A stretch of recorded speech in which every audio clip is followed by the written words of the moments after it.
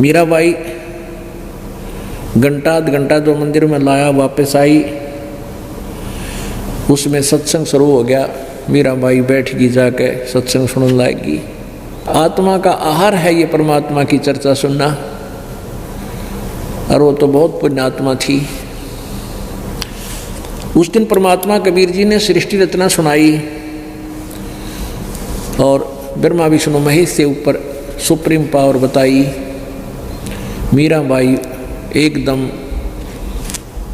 बहुत दुखी हुई, फिर प्रश्न किया कि हे संत जी, आप जी ने ऐसे ऐसे बताया है, हमने आज तक कभी नहीं सुना, और मैं ये भी नहीं कह सकती कि साधु संत झूठ बोलते हैं, साधु संत झूठ नहीं बोला करते। परमात्मा ने कहा कि बेटी आप किसकी पूजा करते हो? तो वह कहने लगी, मीराबाई श्री कृष्ण जी मेरे इष्ट हैं और मैं उनकी पूजा करती हूँ, मेरे साथ आकर डांस करते हैं। परमात्मा कबीर जी ने कहा कि बेटी अपने कृष्ण जी तो पूछ लिए, ये देव हैं, झूठ ना बोला करते हैं। और फिर तेरी समझ में आ जाता, यहाँ आ जाइए तेरा बेड़ा पार होगा ना, वहाँ तो डले ने डोएगी, कितनी भक्ति कर लिया, साधना ठीक नहीं। अब पुण्यात्माओं जो अच्छी आत्मा होती हैं, जिन कोई मार्ग पर जा रहे हैं, रास्ते जा रहे हैं, कहीं पर उसको कोई टोक देता है कि कहाँ जाना है भाई, वो कह रहा मैं हिसार जाना है, और वो जा रहा है जींद की साइड में, तो वहाँ कोई उसको टोक देता है कि इधर मत जा, ये रास्ता ठीक नहीं तेरा, तो बुद्धिमान व्यक्ति चिंतित हो जाता है, वहीं रुक जाता है और फिर वेरिफिकेशन करता है, किसी और से भी पूछता है कि सचमुच में गलत तो नहीं जा रहा हूँ। और जिसने ये भांग रूपी माया का नशा कर रखा है, उसको कोई कहता है कि तेरी साधना ठीक नहीं है, वो तो लड़ना तैयार हो जाता है, क्योंकि उसका तो नशा हो रहा है भांग का। और जिनका नशा उतर गया भांग का, जो अच्छी आत्माएं हैं, वो तुरंत सोच लेती हैं भाई इसने, संत ने ऐसा क्यों कहा, भगत ने, कि आपकी साधना ठीक हो जाए। तो उसका पूरा निर्णय लेना चाहिए, लड़ाई नहीं करे, पूरा निर्णय लेगा भाई, पूरा समझना चाहिए भाई, सच बता तो मुझे किस प्रकार हमारी साधना गलत है, ये तरीका होता है। तो उसने बहुत प्यार से ऐसा पूछा, परमात्मा ने कहा, फिर भी वो वाद विवाद करती ही रही। तो फिर कहा बेटी तू अपने भगवान से पूछ लिए, और वो झूठ नहीं बोला करते, देव लोग हैं, ये देवता है। मीराबाई कौर कसक होगी, और विशेष याद किया तो कहते साक्षात श्री कृष्ण जी ने दर्शन दिए। तो उसने मीराबाई ने कहा कि प्रभु मैंने ऐसे ऐसे सुना है, मेरी जुबान खुलना नहीं चाह रही और मेरी आत्मा मान नहीं रही, लेकिन इतना जरूर मैं मानती हूँ कि वो संत, साधु संत झूठ नहीं बोलते। तो भगवान मैंने ऐसे ऐसे सुना सत्संग में, और वो संत ऐसे कह रहे थे कि भगवान विष्णु और शंकर ब्रह्मा जी से ऊपर कोई और शक्ति है, वो परम शक्ति है, इनसे ऊपर एक काल है, काल से ऊपर जो परम शक्ति है वो परम शक्ति है, उसी से लाभ होगा, जन्म मृत्यु का रोग समाप्त होगा। भगवान बहुत विस्तार से उन्होंने ये कथा सुनाई। क्या ऐसा है? श्री कृष्ण ने कहा कि मीरा ऐसा ही है, एक बहुत परम शक्ति है, लेकिन उसका भेद हमने भी नहीं मिला आज तक, और तू ट्राई भी मत करना। जब हम हार कर थक लिए, उसको नहीं पा सके, तपस्या कर कर देख ली हमने, तो मीराबाई का बात शंका आएगी भाई, जब फिर तो संत कति सच्चे हैं और वो कहते हैं हम उस शक्ति से मिला दें, और आज तक इन्होंने मुझे नहीं बताया कि ऊपर कोई शक्ति है हमारे से। अगले दिन जाकर चरणों में शीश रख दिया कि प्रभु मुझे नाम दे दो, अपनी बेटी को शिष्य बना लो। पुण्यात्माओं, कबीर परमात्मा जुलाहा जाति से, और रविदास संत रविदास जी चमार जाति से, और आज से 600 वर्ष पहले छुआ था चरम सीमा पे। और फिर वो ठाकुरों की लड़की, ठाकुर परिवार से। तो परमात्मा ये देखना चाहते थे कबीर जी कि इस पुण्य आत्मा में परमात्मा की चाह है या अभी भी ये मान बढ़ाई जगत संसार में लोक लाज में उलझी हुई है। तो उसने कहा कि प्यारी बेटी ऐसा कर, वो सामने भक्त बैठा है, संत बैठा है, उससे नाम ले, वो उपदेश देगा। रविदास जी थे और रविदास जी के पास जब वो गई, चरण छू लिए और कहा महाराज मुझे नाम दे दो। रविदास जी कहने लगा बहन पैर पीछे, हाथ पीछे कर ले, मैं चमार जाति से हूँ और तू ठाकुरों की लड़की है और सारा समाज तेरा उपहास करेगा कि एक चमार ते नाम ले लिया, तू चमार की शिष्या होगी। बहन बेटी तेरे साथ बहुत दुर्व्यवहार करेंगे लोग। तो मीराबाई कहने लगी भगवान आप मेरे पिता, मैं आपकी बेटी, और बाढ़ में जाओ ये लोक लाज, मुझे तो आत्म कल्याण करवाना है, मुझे नाम बख्श दो। तो परमात्मा कबीर जी और रविदास जी की बतलाई हुई बात थी। परमात्मा कबीर जी ने कहा कि दे दे नाम इसको, रविदास दे देना। अब केवल मीराबाई को ही नाम देने के लिए कहा। परमात्मा ने सोचा इसकी पूरी फड़क काट दिया, कदे फिर बाद में समस्या ना पैदा हो जाए। नाम लेने के बाद और फिर बाद में कोई कहता तेरा गुरुजी ऐसा है, तुम्हारे गुरुजी ऐसे है, तुम्हारे मन में दोष आ जाता है, नाम खंड हो जाएगा। नाम लेने से पहले 100 बार ज्ञान और पूरी व्यवस्था की जो है ना जानकारी लेनी चाहिए। नाम लेने के बाद फिर संसार एक तरफ और आप एक तरफ, फिर डगमग नहीं होना चाहिए, मन में दोष नहीं आवे अपने गुरुजी के प्रति। तो मीराबाई ने उपदेश ले लिया। तो वहाँ कबीर जी जाते रहते थे, रविदास जी भी जाते रहते थे और सत्संग करते थे। कई दिन रुक जाते थे, महीने में 20 दिन में। तो मीराबाई सत्संग में जाया करती थी। अब पहले तो मंदिर में जाया करती हूँ, मंदिर जाना छोड़ दिया। अब रात में सत्संग करने जाती, क्योंकि रात्रि में सत्संग इसलिए क्या करते संत करते हैं, क्योंकि काल के लोक में यो धंधा भी करना पड़ता है कि दिन में तो अपना काम कर ले पेट का, और रात्रि अपनी होती है, फ्री होती है। घर वाले ने भी ना कहें काम छोड़ के चला गया। तो उसमें इस तरह की जानकारी घाट थी, इसलिए परमात्मा ने ऐसी व्यवस्था की थी। तो रात्रि में सत्संग किया करते थे। तो रात्रि में वह लड़की मीराबाई रात्रि में सत्संग सुन जान लगी। उसके पति की मृत्यु हो चुकी थी, उसका देवर राजगद्दी पर विराजमान हो गया था। अब वो पहले तो मंदिर में जाने से ही मना किया करता था, मंदिर में जाने से ही मना किया करता था। वो मंदिर में जाने से भी नहीं मानी। फिर वो जान लगी रात में, पहले तो दिन में ही जाती थी। तो वो उसको बहुत समझाने लगा मीरा को कि मीरा, मेरा भाई जीवित नहीं है, जब तक वो जीवित था आप जाती थी मंदिर में, किसी को कहने की कोई बात नहीं मिला थी। अब वो रहा नहीं तेरे सिर पे, तो विधवा होगी है, अब जाती है तो लोग पता नहीं क्या क्या बात सुनाते हमारे को, हमारी बेइज्जती होती है, तू मत जाकर मंदिर में। मंदिर छोड़ वो सत्संग में रात न जान लगी। तब उसने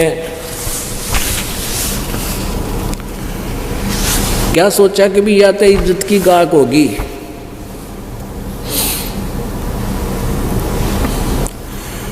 एक दिन उस क्या किया, अपने पुत्र के जन्मदिन बना लिया, अपने पुत्र का रिश्तेदार बुला लिए हैं। उधर से एक तरीका उसने सूझा, एक गार्डू से यानी सपेरे से कहा कि एक ऐसा सर्प मंगा दे, ला दे,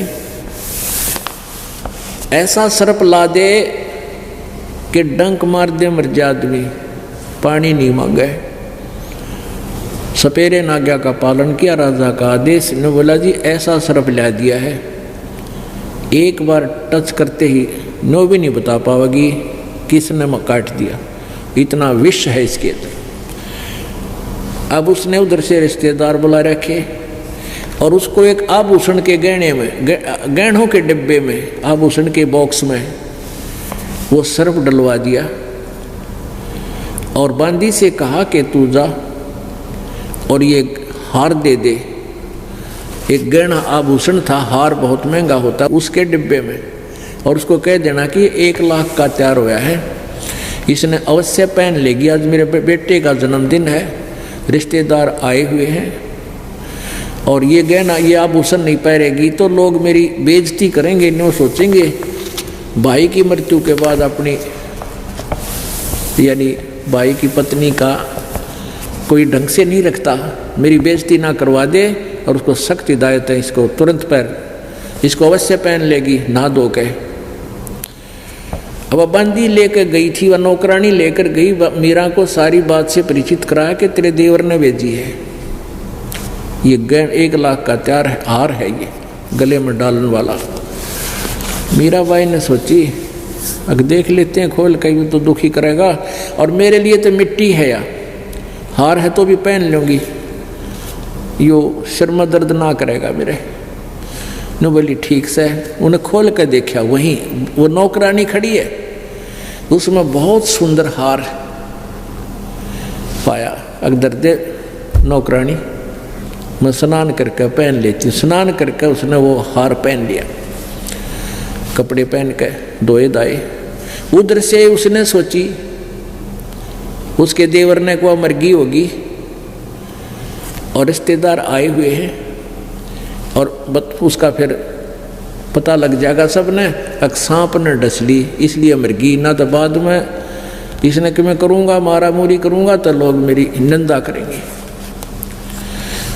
अब वो वहाँ गया, उसने जाकर देखा मीराबाई एक सुंदर हार पहने बैठी है। अब वो कहता है कि तू ये हार कहाँ से लाई इतना कीमती। अब मीरा की आंखों में आंसू आ गए हैं, कहने लगी इतना दुखी ना कर मुझको, तुझे दोष लग जाएगा, आप ही तो भेजा है आपने ये गहना, अभी इस बॉक्स में ये अभी आपने भेजा था, अरे ऊपर से मुझे बदनाम कर रही है कि ये कहाँ से लाई तू हार। अब उसके तो पैरों तले की जमीन निकल गई, क्या बकवास कर रही है, इसमें ये हार हो ही नहीं सकता कि इसी में, इसमें ये हार था, कहाँ इसी में हार था। मीराबाई बोली इसी में था ये आभूषण। वो बांदी बुलाई, बांदी क्या ये डिब्बा वही है जो तू लाई थी? कहाँ जी वही डिब्बा है, मेरे सामने खोला था इसने और कहा था रख दे, मैंने देखा वो सुंदर हार, यही हार जो पहन रखा यही था इसमें। अब वो राणा कहता तू क्या बकवास कर रही है, सच बता। अगली सच बता रही है।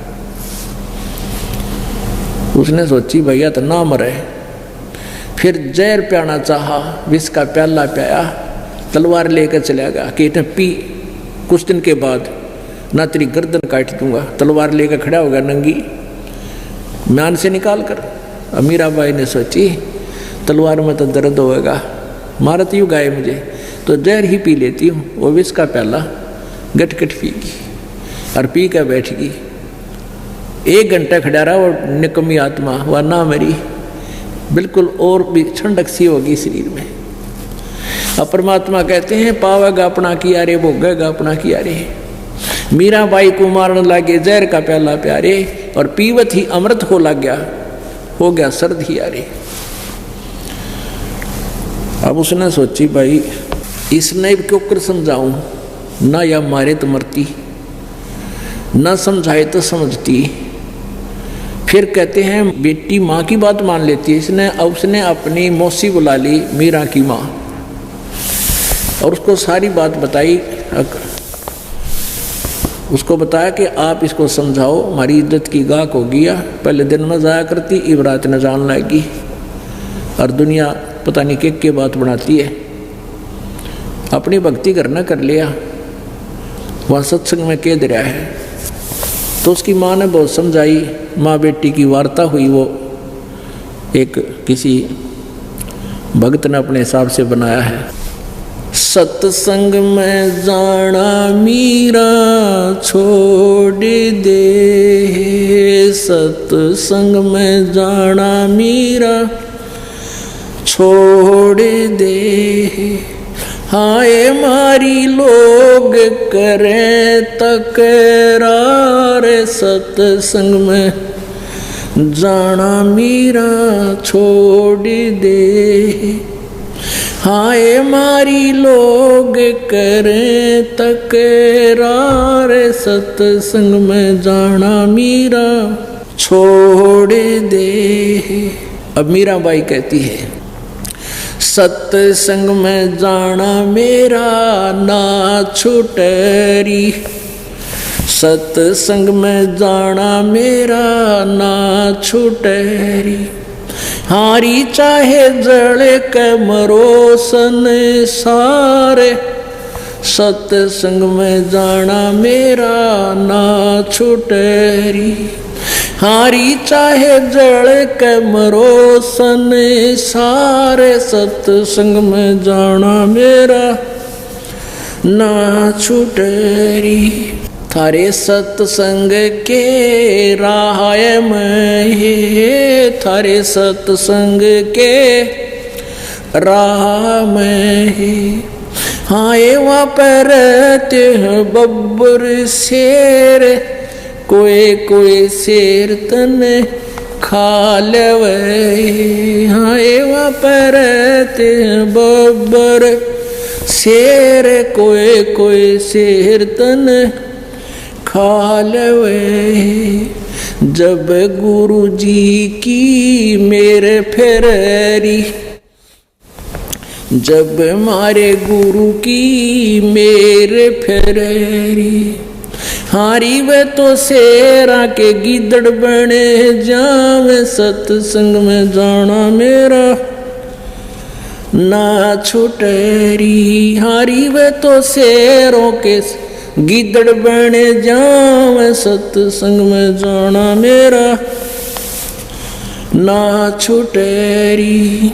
थारे सत्संग के राह में, थारे सत्संग के राह में।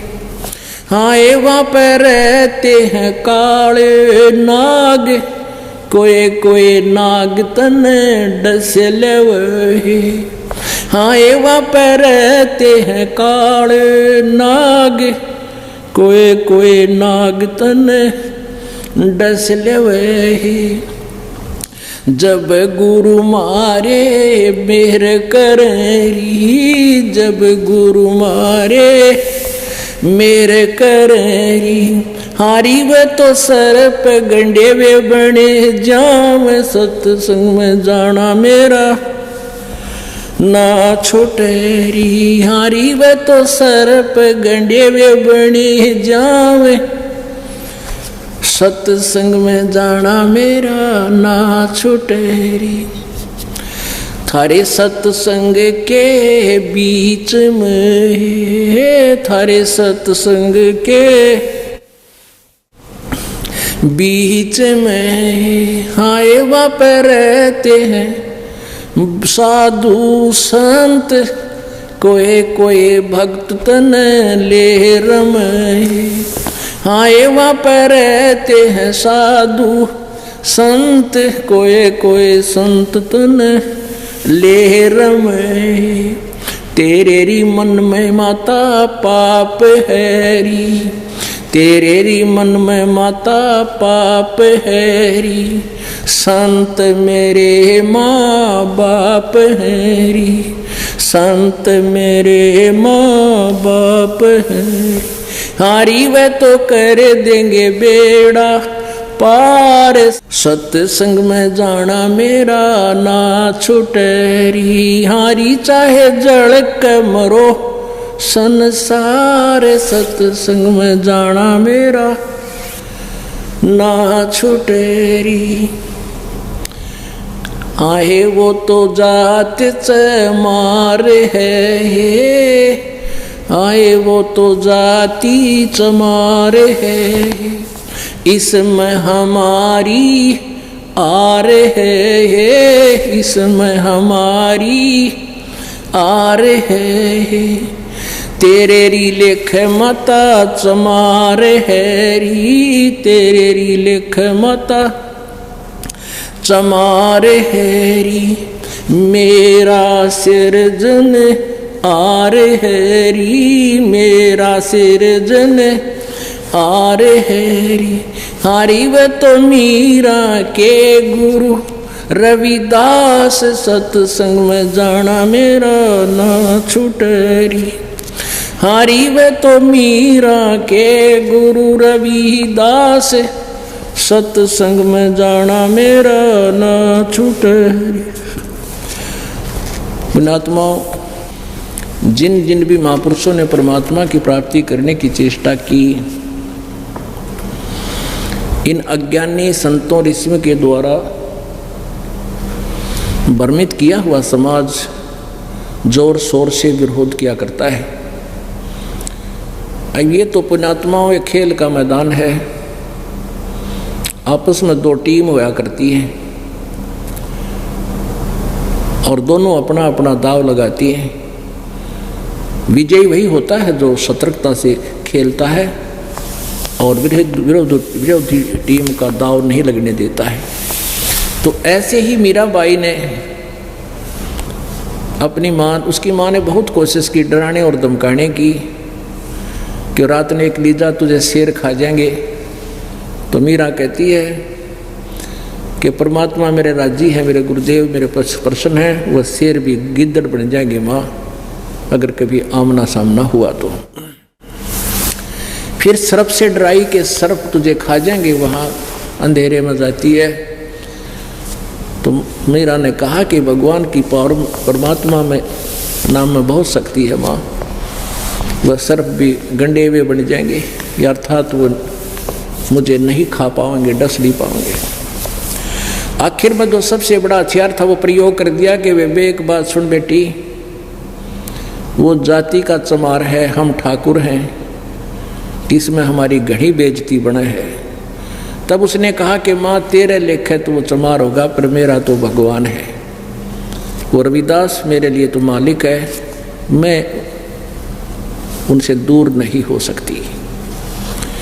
और भी बहुत सी बातें कही कि तू वहाँ जाती है, वहाँ भक्त मर्द आदमी रहते हैं, व्यक्ति होते हैं, और कोई तेरे पर बुरी नीयत भी कर सकता है कि नहीं माता, सत्संग में बुरे आदमी नहीं होते, और कोई होता है तो उसको भी सीधा होना पड़ता है, क्योंकि वहाँ ज्ञान ऐसा होता। आपने सत्संग सुना नहीं है, और संत तो मेरे माता पिता के तुल्य हैं, वो उन्हीं के सहारे हम परमात्मा प्राप्ति करेंगे। तो पुण्यात्माओं, इस प्रकार हमने परमात्मा पाने के लिए इस लोक लाज में आके अपने उद्देश्य से विचलित नहीं होना, तब आप सफल हो पाओगे।